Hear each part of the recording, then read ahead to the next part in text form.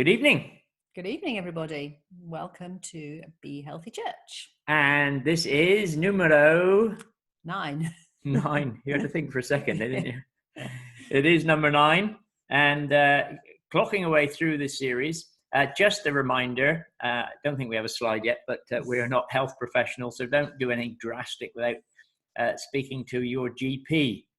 And yes, I have done a course on nutrition, and we'll be doing some little individual things that coming up soon from Nutrition Network, and that'll be fun. Look forward to that.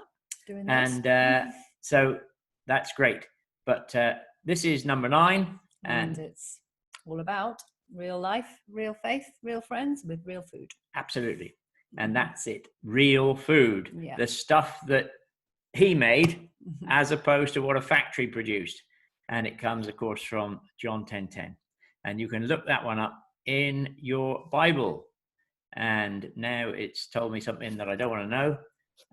Let's go to that one. Week 9. Week 9. Yep. BHC Online. So welcome. If you are joined for the first time tonight, you are so welcome. But we would advise you to go back to start at number 1. Numero uno. They're all on YouTube. Yeah. Start at number 1 and look at that and then follow through, because there's a lot of teaching that comes through with the different videos that we use. And we do a Zoom every Tuesday for the duration of the course, about 8:30, which anybody's welcome to join in. So that's a Tuesday night, usually at around 8:30. So that is something that you can, but whatever session you've watched. Yes. But if you want to have details of that, you need to send us an email address, and then you can be attached to our WhatsApp group and all sorts of things, which we find very encouraging for one another. So, ready to kick off? Here we go. And we're going to start off with a testimony, if there is one. Right. We've been going on the Be Healthy Church. We've just finished our course and we've really enjoyed it. Actually, I wish I'd have known what was on Be Healthy Church a long time ago.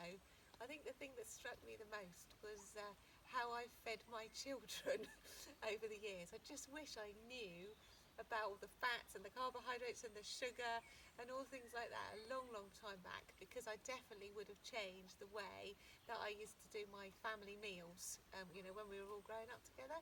So it's been really thought-provoking, inspiring, and I just wish that I'd have known about it before. I think the other thing is that the passage that John keeps putting up is about, that Jesus says, I have come that you will have fullness of life. And to me, it's really struck me. I never thought about it before, that Jesus is actually interested in what I eat and, my well-being and things like that. So I think out of the Be Healthy Church, I think they're the two main things. The fact that I wish I'd have known it before, because it makes such sense, the way that you combine your foods, and also that Jesus is interested in what I eat. So that's what Be Healthy Church has been to me. Thank you for that. Excellent. Good story.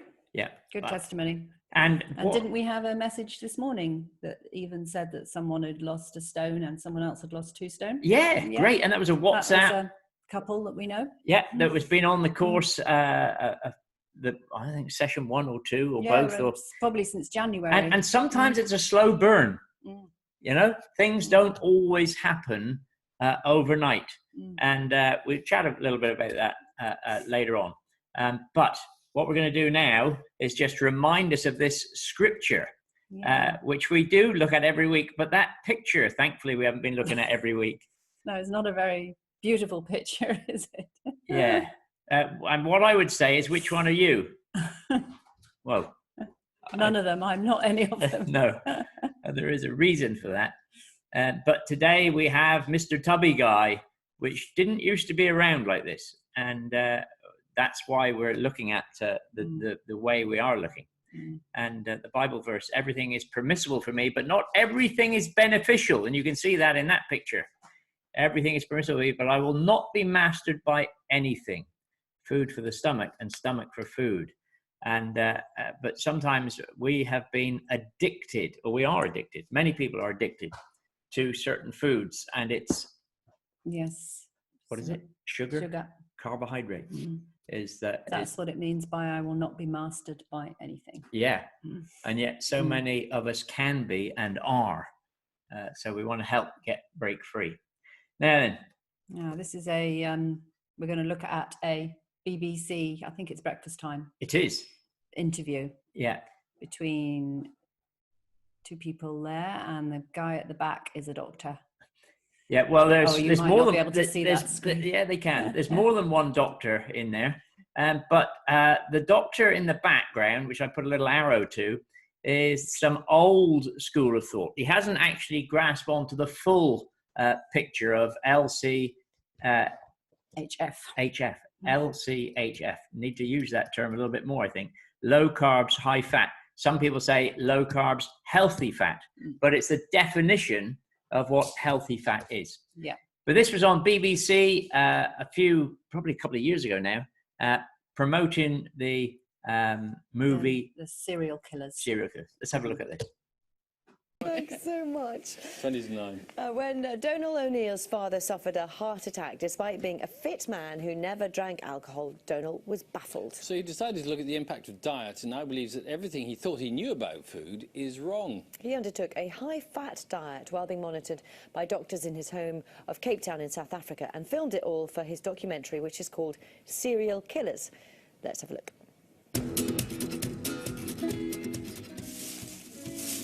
So this is the first shot for the start of the food plan. So these are my secret weapon, macadamia nuts. They're about 80% fat. I reckon macadamias will probably account for 30% of my total calorific intake. With some frozen mixed berries. Berries are very low in sugar.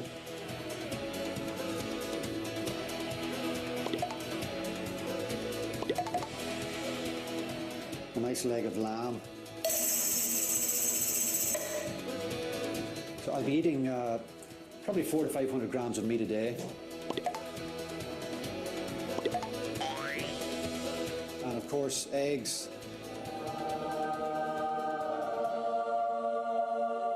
Any research that I've done on eggs is resoundingly positive, and an egg is almost perfect food. I think the cereal companies probably pushed them off the breakfast plate. Be eating between 20 to 25 a week. Well, that was Donal. Donal O'Neill is here alongside Dr. Peter Bruckner, who's the Australian cricket team doctor who's adopted the high-fat diet himself, also put the team on it as well. And joining us from London, Professor Alan Marion Davis, a public health expert at King's College. Good morning to you all. Well, Donal, there are sort of two propositions really in your programme. One is that a high-fat diet is good for you, and also that cereals aren't so good for you. So you have about 20 seconds in which to explain that. Well, the message is don't fear fat, and as the research published yesterday, which has gone worldwide, confirms, saturated fat has been vilified for a long time.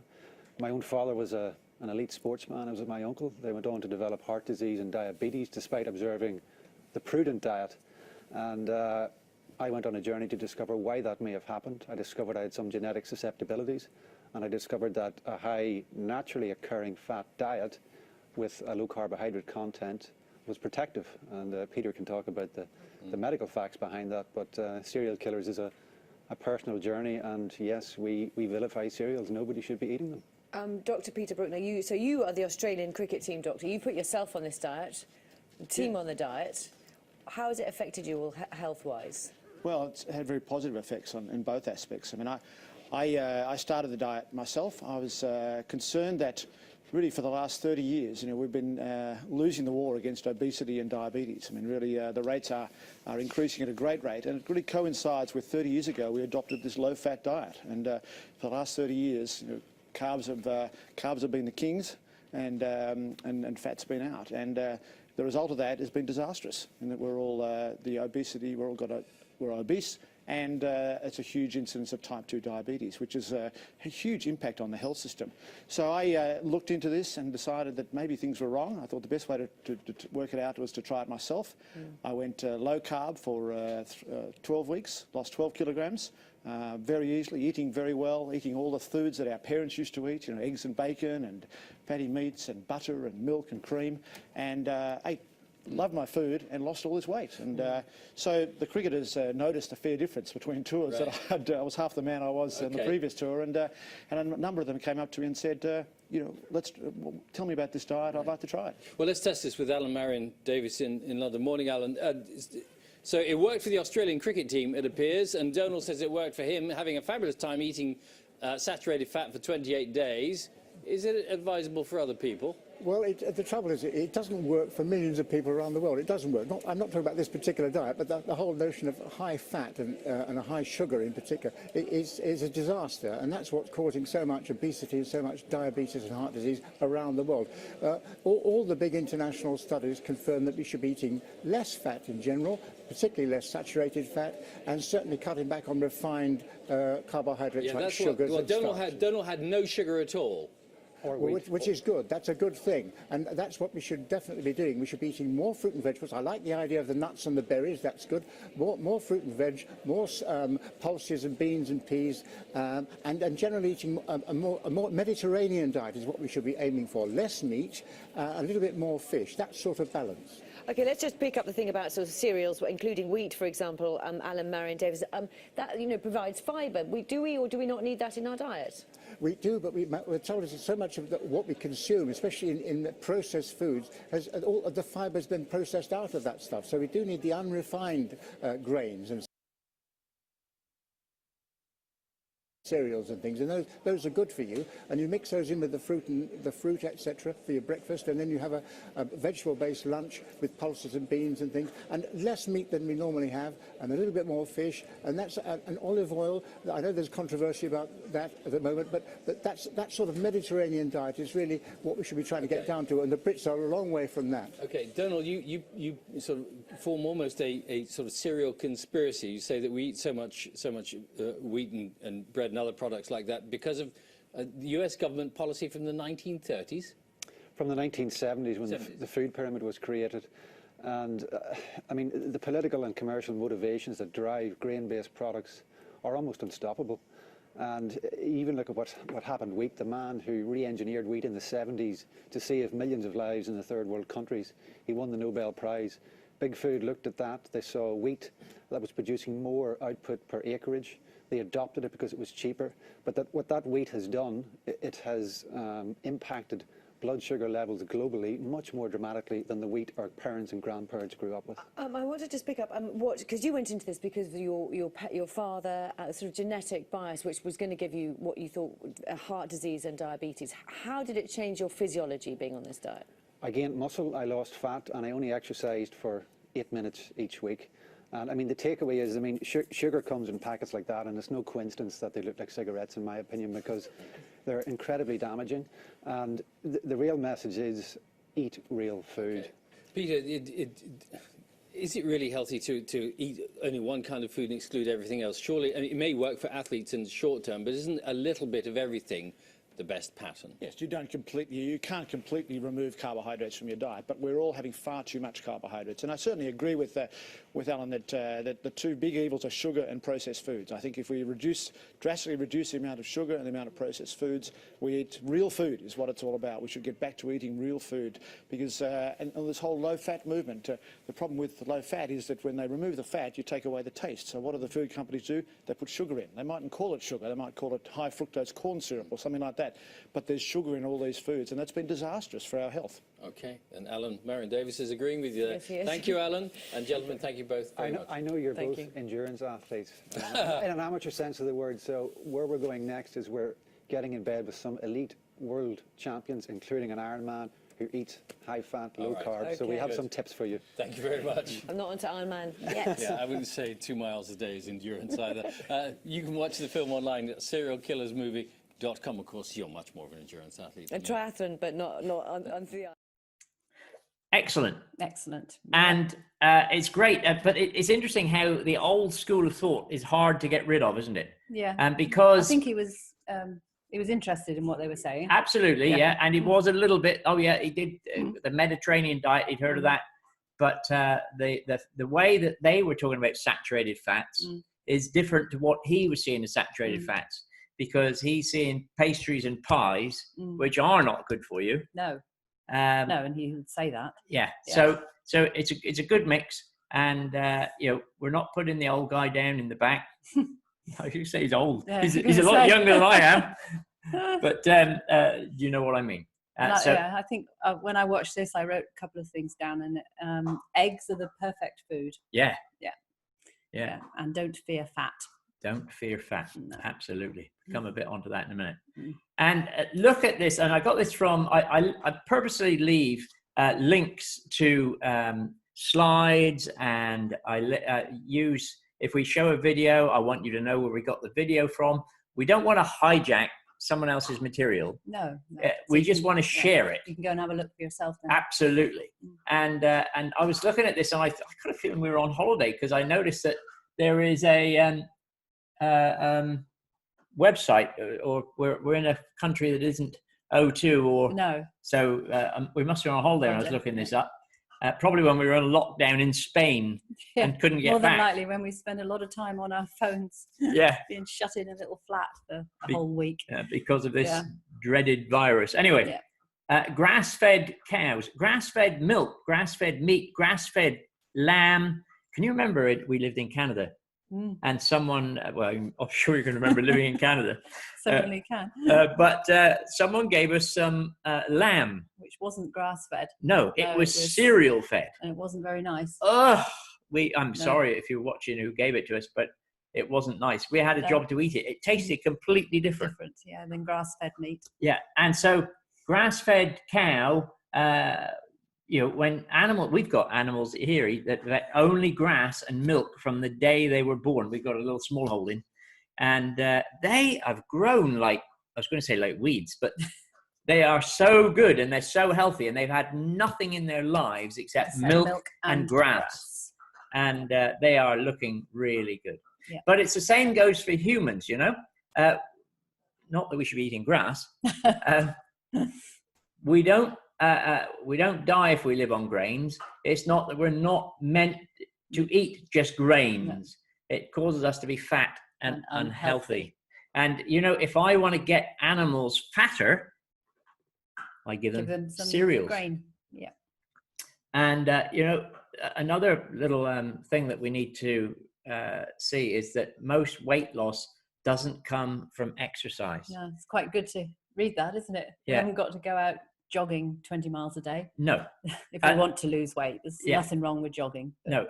And to lose weight. No. And what you're doing also, if you're overweight and you're doing a lot of exercise, you're damaging your joints. Yeah. Because you're carrying around extra 28 pounds, whatever it is, and that can be disastrous for our joints. So it's really, the first way to lose weight is not in the gym, it's in the kitchen. Mm-hmm. Yeah? Yeah. Use your exercise when you're cooking. Yeah. And then start doing some things like run up and down stairs a few times. A few minutes exercise a day is important. But the best gym in the world is the kitchen. Yeah, and the best gym in the world is not going to help you lose weight. No. So that's a worth taking note of. Now, the thing is that we all live by what has been told us in the past. Oh, I know, and it's so difficult to get the change your mind, isn't it? Yeah, and you've got to 40 years of being told a certain thing. And so your mindset of how we live and what we eat is determined by what we learned as children, or what we've watched on television, or have a healthy heart, and they put up margarine. Yeah. And just yesterday, I saw an advert for plant-based butter. How do they manage that? Well, it's margarine. Yeah, just under a different title. Yeah. So plant-based butter, and they're trying to get the people Oh yeah, well, plant-based, it's got to be better for you. It's not, folks. It's a disaster. Don't touch it. It's not real food. It's not real food. Processed food. It's come from a factory, not a farm. That's right. And we need to understand that. And the bad science that has been around for 50 years has caused so much harm. They brought in this bad science. Sorry, they introduced this science to lower heart attacks. Well, they thought it was okay at the time. Of course. Yeah, Well, now some did. Reaping what has been sown. Yeah, some thought it was okay at the time, but they had opposition. But they didn't listen to them. No. So fantastic that the new science is breaking through, and we are seeing change. Yeah, and we've testimonies to prove that change. Yeah, and all over the world. A little slogan there: fat doesn't make you fat. Yeah, don't fear fat. No, and we've all done it. I listened to people. Someone the other day was telling me a story about someone that was eating McDonald's, and chocolate and sweets. They binged out on chocolates and sweets for the evening. What do they have to drink? Well, they had a cup of tea, and they had a cup of tea, and they wouldn't put 2% milk in their tea. They had to go and get skim milk. Well, the funny thing is that skim milk has more sugar in it than 2% milk. Full fat, yeah. Or full fat. I thought you were going to say they had a Diet Coke to go with No. But we've all done that. Yeah. We have an unhealthy meal, or I did, and then have a Diet Coke to go with it. In the bad old days when I drank that stuff. We used to even manufacture it, but that's another story. So don't fear fat. It keeps coming up with that sign today. So for the past 50 years, that's what we've been told.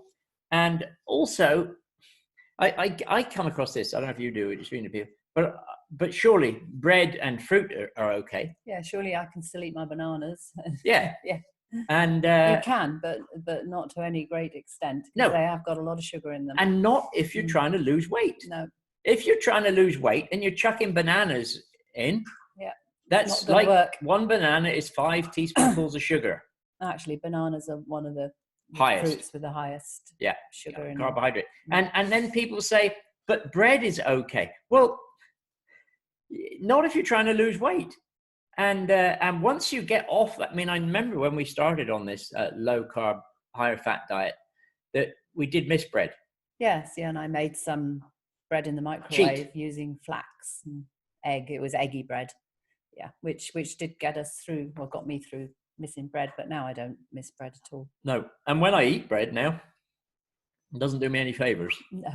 So that's an interesting one.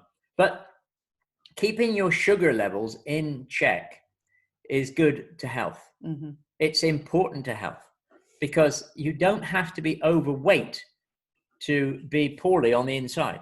No. There's many athletes that are not at all overweight, but because they've been taught to carb load and the amount of sugar they eat, they suddenly get down with type 2 diabetes. That's the thing, isn't it? That people think that carb loading is going to give them a pile of energy. Yeah, which it can. But only it's very short-lived. Well, energy. even carb loading, I think before they go out on they eat masses of carbs the day before to get build up this energy. But again, it's not good for the blood system. And so you've got these poisonous things going on internally that you don't see on the outside. Yeah. Well, making inflammation everywhere. Yeah. And when we say everywhere, we mean everywhere, up in the brain. Yeah, that's what I was thinking. The brain. And so hence they now call, and I've said it before, type 3 diabetes, Alzheimer's or dementia. Yeah, so really quite a shocking thing. Let's go along now. Now this is a gentleman going to tell us what would happen if we stopped sugar just for 14 days. The things that happen in our body. What would happen if you did? Yeah. Well, we know, but do you? Let's watch this video. So the question is, what would actually happen to your body if you really gave up sugar, completely, for 2 weeks? Let's take a look at that. Number one, you are going to lose your appetite to sugar. Why? Because every time you consume sugar, a hormone comes in there and pushes your blood sugars down, causing a low blood sugar situation, hypoglycemia to some degree. And that is going to cause you to crave sugar. So by getting rid of sugar, you get rid of the craving for sugar. Number 2, you're going to be less hungry. Until you do this, you won't really fully know, but I'm telling you, it's the sugar that keeps you hungry all the time. When you give up the sugar, you become a lot less hungry. Why? Because you stabilize your blood sugars. And now your cells can be actually fed, because when you're living on sugar, because sugar is toxic to the body starts rejecting it. That's called insulin resistance. So the body is blocking insulin because that controls sugar, and what your body's really trying to do is limit the amount of sugar inside the cells. So the body doesn't consider it a good thing, it's a bad thing. So when you give it up, this thing can reverse, and not only can you now absorb proper amounts of fuel, you'll absorb nutrients a lot better too, because insulin resistance also blocks nutrients, minerals, vitamins, and that's one of the functions of insulin. All right, number 3, you're gonna have less fatigue, especially after eating a meal. When you're eating sugar on a regular basis, usually you're gonna be tired after you eat, and that is a blood sugar thing. But you're gonna find that you're no longer gonna be that tired after you eat. It just means that now you're no longer having higher sugar, which basically makes the brain tired. It's normal sugar, and now your brain can be awake. All right, number 4, you're gonna lose excessive water and fat. For the first week, you're gonna dump a lot of water and some fat, but after that, it's gonna be more and more fat. You're gonna be surprised how much fluid you were retaining. Some people within 1 week can lose about 13 pounds of fluid. They're holding that fluid around, and that can't be that healthy for the heart. Of course, you're going to see your clothes loosening, especially around the midsection. Your gut, your waist is one of the best indicators to tell if you're doing too much sugar. If you reduce the sugar, the stomach shrinks. If you eat the sugar, your stomach will expand, okay? Number 5, enhanced mood. So if you were grouchy before, you're now going to be a lot calmer, less stressed, and you're going to be actually nice to be around, okay? That's good. Also, your cognitive function will improve. So you're going to feel more focused. You're going to have more concentration. You'll be less ADD, more attention to focus on your projects. Okay, number 6, your skin is going to look much better. You're going to have less acne. Your skin's going to glow. And that's just a reflection of what happens when you consume sugar. Your insulin goes up, and also the hormone androgens, and we're talking about females, androgen will go up, and that's going to create acne. In a male body, the increased insulin will lower testosterone, so you're going to have other problems that are associated with low testosterone. All right, number 7, you have less stiffness. So you're going to have less inflammation. You're going to have less pain. So what's happening is all we're doing is we're converting your fuel from sugar to fat. It takes 3 days, okay, of cutting down the carbohydrates and the sugar. You may have a worsening of the symptoms for 3 days, okay? Guys, anyone can actually handle 3 days. And if you took some B vitamins from nutritional yeast and some potassium, you probably won't have any symptoms. So it's going to be relatively easy. At the cellular level, you're building new enzymes to run your body off fat fuel. Okay, that's what's happening. You have little machines that are literally changing over to a different fuel source. That's what's happening over these 2 weeks. You're getting decreased inflammation in your arteries. Okay, that's what's happening when you get off sugar. Less inflammation. It's going to help you in the long run prevent a clot or plaquing and help reduce the risk of a stroke and a heart attack. Also, you'll start growing. Well, that was very good, wasn't it? Because it sort of says it all in 5 minutes. Exactly. Yeah, it's a very good video. And what is great about that video, and share it with your friends, you know, look him up, have a look. I didn't write his name down, which is very bad of me. But it's on there on the video. Look him up. Got some really good stuff, and it's worth knowing that, you know, I come across, and I'm sure you do. You come across people in the work that eat high amounts of sugar, and I just think, man, you'd be so different if you could just eat less sugar. And it is addictive, but all those things. It's not a possibility that it takes place if you change sugar. No, It definite. will happen. Yeah. It will happen. But it's getting people to believe it. And the trouble is, they are so addicted to sugar that it's the last thing they want to do. They want to give up. Well, that's an addiction, isn't Exactly. it? Yeah. It makes me smile because we talk about addictions in church, and we get people off drugs, and we get people off cigarettes, and we talk about other addictions. And yet so many people in church. Well, they don't realize it's an addiction. No, because I didn't. No, until you start try to learning stop. About it. Yeah. And some people, have ice cream every day, but been guilty of that in the past. And then, but it doesn't do us any good. And clarity of the mind comes from actually cutting sugar out, as well as the fact you start losing pounds. So, misconceptions. Meat and fat have been maligned. Bad studies led us to believe that these health components of a diet were doing us harm, when actually it was the opposite. And, it's very, very sad that we live in a world today where there are starving people, literally starving. And then we've got people that are being fed on a very low budget diet. They're being fed cereal, and that is making them fat and obese. And it's not bringing their best intelligence out either, because there are studies that have proven that actually a high carbohydrate diet lowers the brain power. Brain function. Yeah. So it is sad that we live in this world, and it is not expensive to eat a low carb, high fat diet. No. You can eat it quite cheap, and some of the cheap cuts of meat are better because they've got more fat, more nutrition. You might not like it, but perhaps we need to learn to like it. Offal. No, I must admit we don't buy offal. No, so but liver. Yeah. Liver sliced up in your mince. I've said this before. Dice up some liver in your mince. You're adding masses of nutrition, and it's not expensive. If you buy high-fat mince, it's much cheaper than lean mince, which isn't so good for you. No.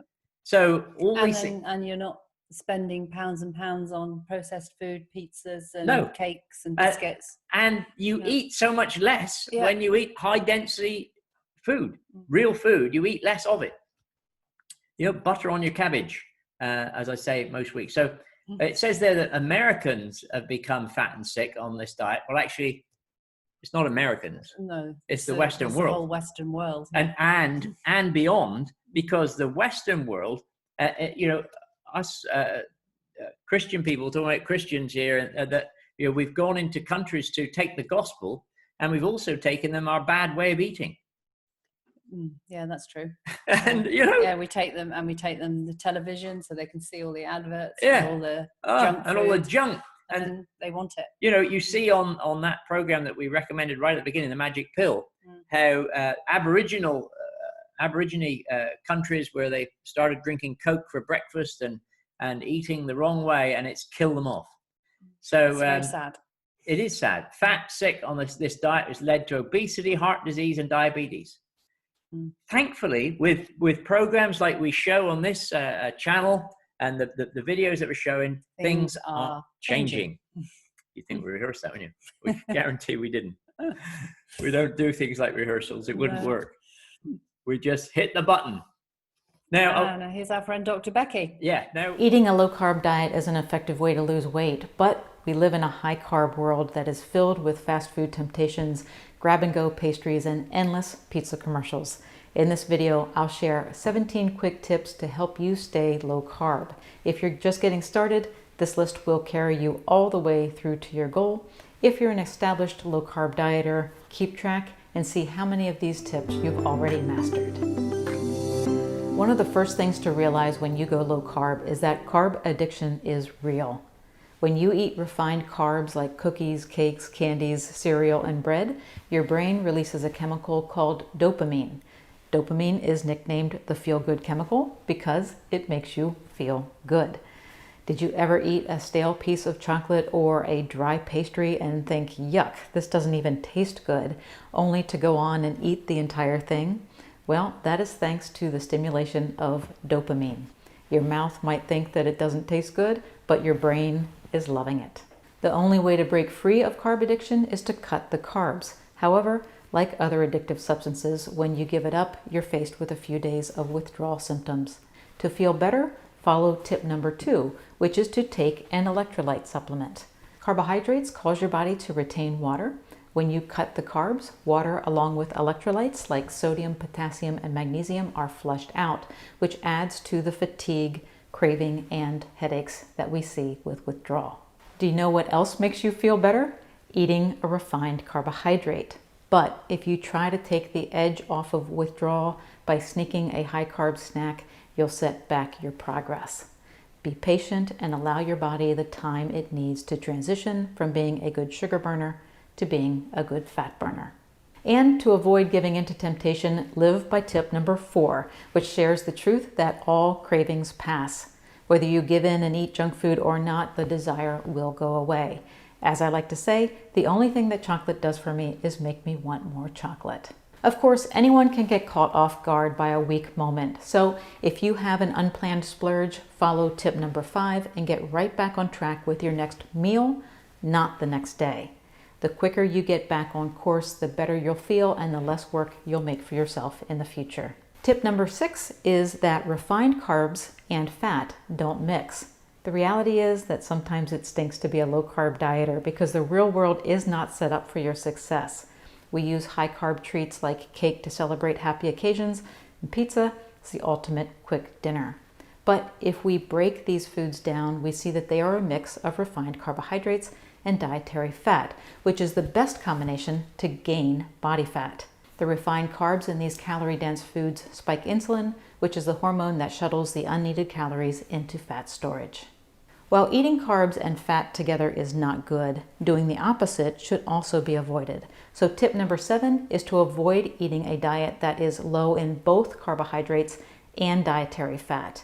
When you do that, you rob your body of both of its primary energy sources and you feel drained and hungry. The formula for a low-carb or keto diet is to keep your carbohydrate intake low, your fat intake high, and your protein in a moderate range. Tip 8 is to simplify your carb choices by focusing on the best and avoiding the worst. The best option is non-starchy vegetables, and the worst is sugar. So for the most success, think salad greens, broccoli, and cauliflower, and skip those sugary snacks and desserts. If you want a complete list of low-carb foods that are acceptable, you can download this list of 100 through the links provided. Tip number 9, you'll be happiest with your results if you fill up at mealtime and limit snacking. The time off between meals allows your insulin level to drop, which promotes the release of fat from your fat cells. To help you avoid snacking at night, follow tip number 10, which is to eat a high-fat, low-carb dinner. This combination will help you feel full until bedtime and keep your insulin level low, making it easier for your body to burn fat overnight. The best way to stay in control of your dinner is through our next tip, which is to cook at home. When you cook at home, you know what's in your food. Cooking at home also allows you to gather some favorite recipes, which makes long-term success easier. A couple of high-fat, low-carb meals that are easy to prepare include grilling meats and vegetables and having breakfast for dinner. If you do find yourself at a restaurant, go prepared with tip number 12, which is to pick your meal before you enter the restaurant. Most restaurants have online menus with the nutritional facts listed. Take 10 minutes before you go out to eat to choose what you would like to eat. When you get to the restaurant, don't even bother opening the menu. You've already made the best choice. When you cook at home and pre-pick your restaurant meals, you find it easier to follow tip number 13, which is to avoid carb creep. Carb creep is a term I use to describe the tendency to loosen the rules on your low-carb diet, allowing your daily carbs to creep up. If you're just getting started, it's a good idea to track your carb intake daily.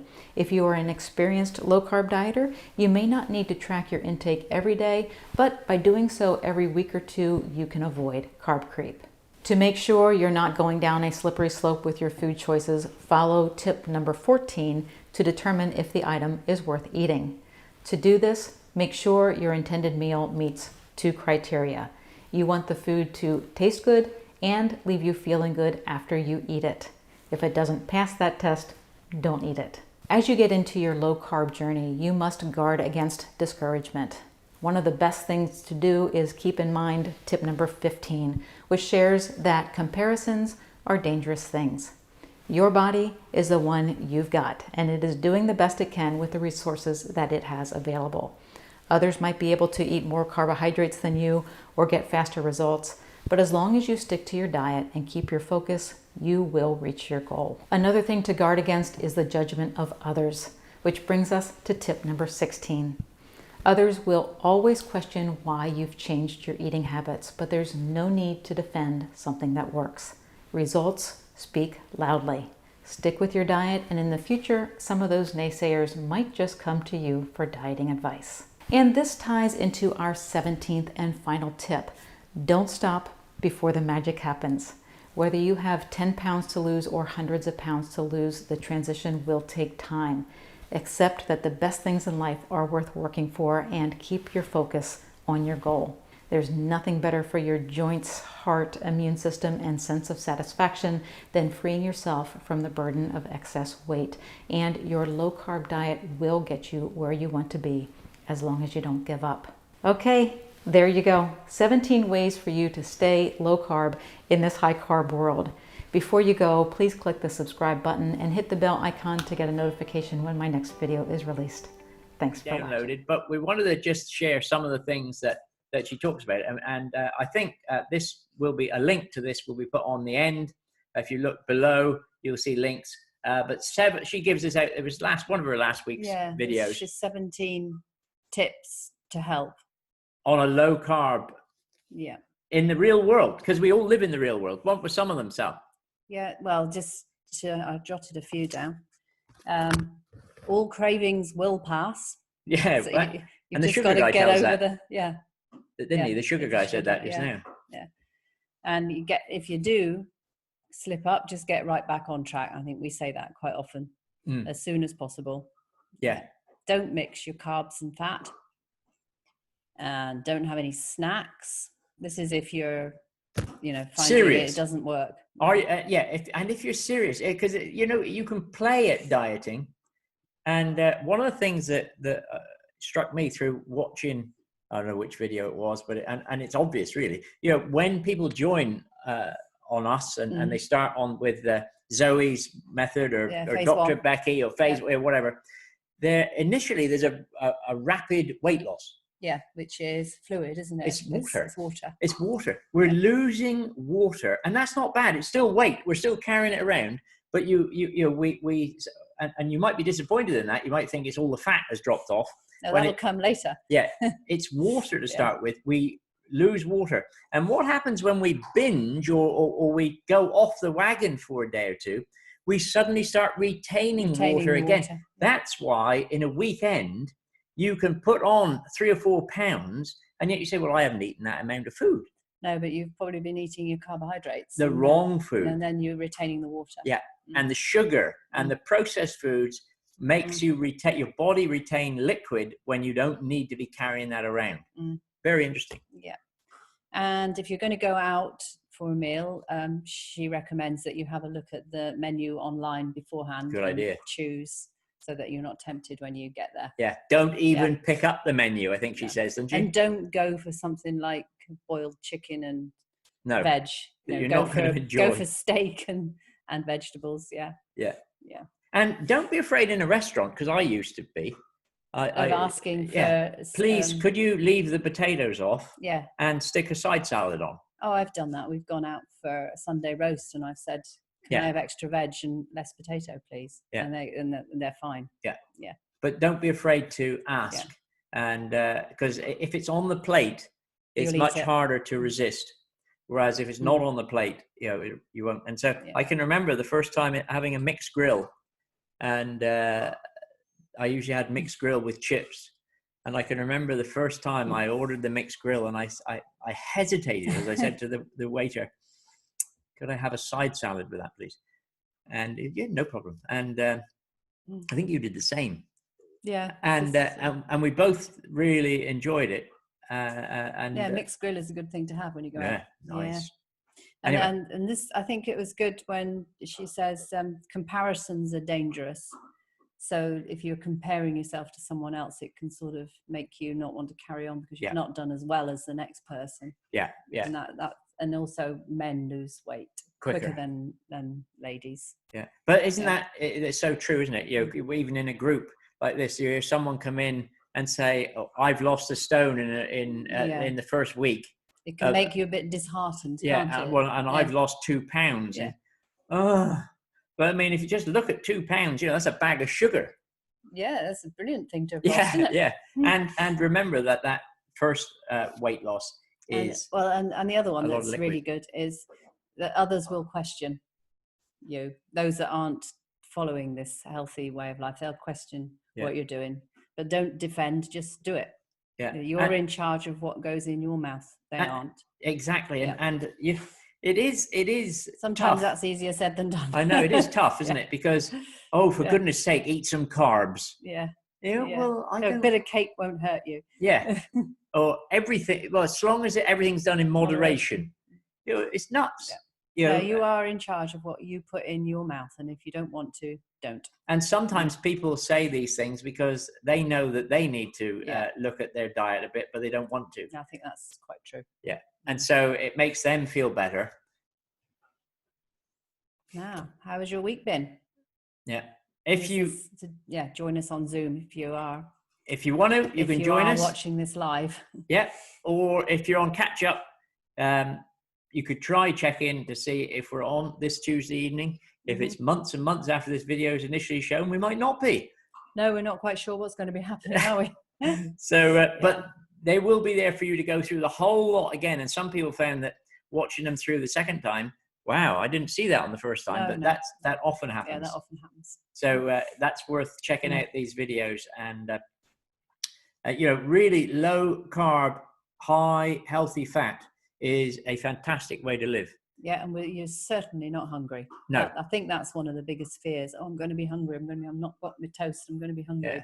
And you have to test it to prove it. And low carb is we're looking about low carb is anything around 100 grams of carbs a day. We don't count. Is it that much? Yeah. But if you go to keto, it's a lot less. If you go to a keto diet, you could be down below 50 or below 25 grams a day, which is a lot different. And for some people, that might be the best way to lose weight. But there are many people out there that eat hundreds of carbs a day, hundreds of grams. Thousands, yeah. Yeah, I don't know what the limit would be. I've never actually counted how many carbs I eat in a day. No. I don't quite know how to do it. Well, it's quite easy. It's quite easy. Look at the grams of carb on the food per 100 grams. Well, then you've got to weigh out everything that you eat. No. Well, yeah, but you know what a portion is going to be. Yeah. So if you do it, you don't have to do it every day. I mean, I weigh out some of the things I eat daily. And it's like children. If you're eating cereals, if you've got children that you're trying to cut back on cereals, it's no good saying to them you can only have one bowl of cereals. Because, man, I can fit a lot of cereals in a bowl. They'd be eating 300 grams instead of 30. Yeah. Weigh out. Use a scale. Scales are your friends, both in the, you might not like to weigh yourself, but sometimes we need to weigh our food if we're finding we're overeating. But, you can eat a ton of broccoli. You aren't going to eat too much carbs. No. You're going to get fed up with it. I don't know as I'm going to eat a ton. But... No, but that, you're not going to eat too much because it's impossible to eat. And if you're eating good meat with fat on it, you get full quicker. Yeah. So carbs make you hungry, and so you keep on eating. So you can join us on Zoom. You can get the info if you want it. But that's it. No, we've got one more week, number 10. Yeah, I meant that's it today. That's it for today. And we'll see you next week for number 10. Yeah. And if you can make it on Zoom, all well and good. If you can't, we look forward to seeing you next time. Take care. Bye for now. Bye-bye now.